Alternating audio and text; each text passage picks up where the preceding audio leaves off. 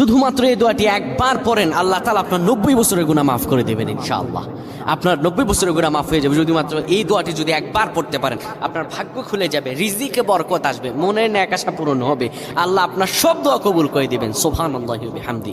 এত ফজিলত, এই দোয়াটা আপনারা শেয়ার করে দিবেন। এই যুবকেরা, আমল না করেও সওয়াব পাবা। তোমার একটি শেয়ারে, একটা বাটনে প্রেস করে তুমি সওয়াব পেয়ে যাবা। কারণ তুমি আমল না করো, অন্য কেউ যদি তোমার শেয়ারের বদৌলতে আমল করে সওয়াব তুমি পেয়ে যাবা। নবীজির হাদিস।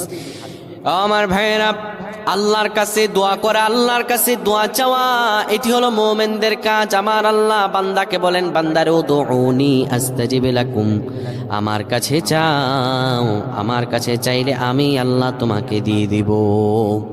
কেউ যদি একবারে দোয়াটি পড়তে পারে, দোয়াটি হলো রব্বি ইন্নী যালামতু নাফসি ফাগফিরলি। কেউ যদি এই দোয়াটা একবার পড়তে পারে, আমার আল্লাহ তাআলা তার 90